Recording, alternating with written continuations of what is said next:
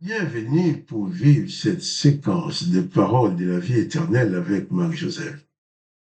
Aujourd'hui, nous sommes le 4 février 2025.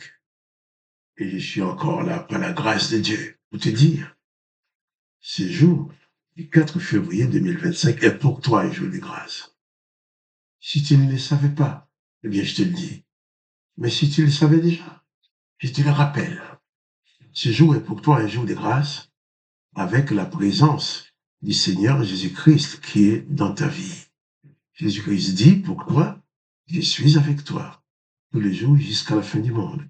Et lorsque Jésus-Christ donne la promesse d'être avec toi, il est fidèle. Il ne t'abandonnera jamais. Alors, pas de panique. Confie ta vie à Jésus-Christ. Remets ta vie entre les mains de Jésus-Christ et sois en paix. Car il est tout puissant pour te garder, pour te sauver. Jésus-Christ dans ta vie, c'est la présence de la paix, c'est la présence de la grâce, c'est la présence de l'amour. Là, j'aime bien dire que Jésus-Christ ne viendra pas dans ta vie pour te condamner, pour te juger, pour t'accuser.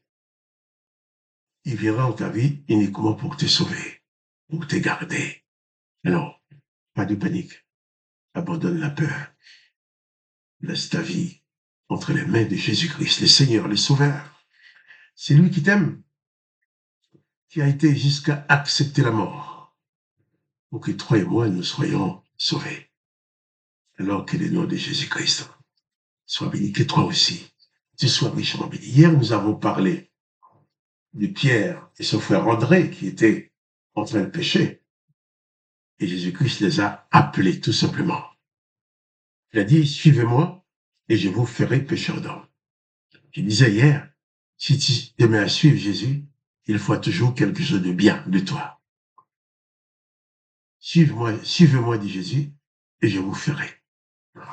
Et je te dis aussi, comme j'avais dit hier, je t'invite à suivre Jésus-Christ.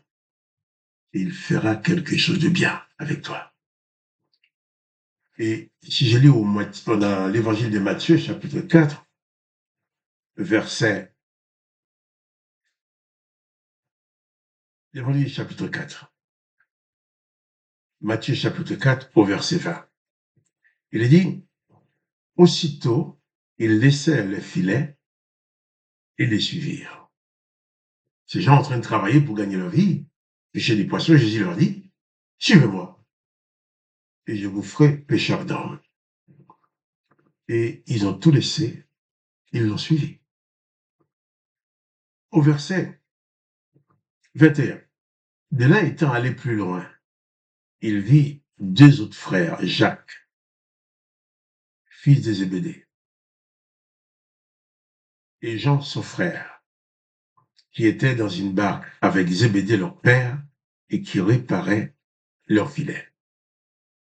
Il les appela, excusez-moi, et aussitôt, ils laissèrent la barque et leur père et les suivirent. Des gens qui sont en train de travailler pour gagner leur vie, Jésus les appelle tout simplement en disant, suivez-moi. Ils abandonnent tout pour suivre Jésus. Parce que tout simplement, à l'appel de Jésus, ils ont reçu dans leur cœur la révélation que c'est Jésus qui les appelle, n'était pas n'importe quel homme. Ils ont compris que c'est Jésus, n'était pas n'importe qui. Car n'importe qui ne pouvait pas venir leur détacher de leur travail, de leur gagne-pain. Mais c'est la voix de Jésus. Ils ont reçu dans leur cœur cette révélation qui vient du Père, que Jésus-Christ est le seul homme parfait que le monde a connu. Jésus-Christ est le seul homme qui est capable de sauver l'humanité de toutes les condamnations que l'Éternel a mises sur l'humanité, en plus de leurs péchés.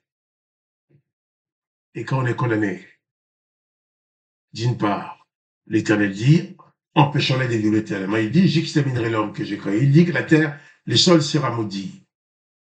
Et ces gens-là qui vivent sur un sol maudit, sans aucune espérance, ils ne pouvaient que commettre le péché. Et les péchés qu'ils ont commis permettaient à dire à ces gens qui étaient préalablement condamnés, vous êtes condamnés à cause de vos péchés. Mais ce n'est pas le cas.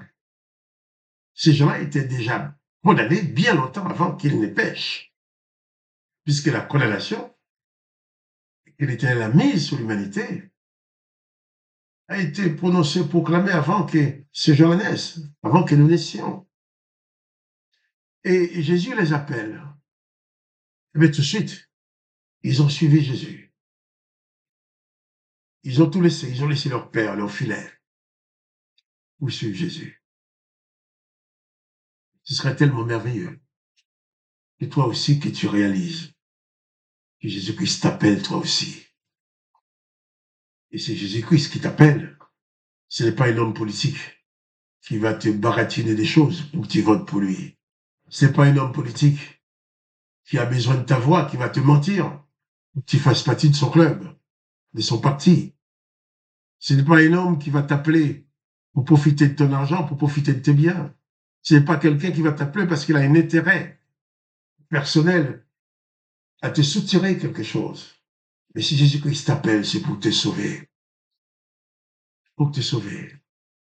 Et une fois que tu seras installé en lui, dans le salut de Jésus-Christ, bien sûr, Jésus-Christ, tu utiliseras, tu feras de toi aussi un porte-parole pour ton salut, pour amener les autres à lui, pour aller dire aux autres que le royaume des cieux est proche. Ces gens ont suivi Jésus sans hésitation.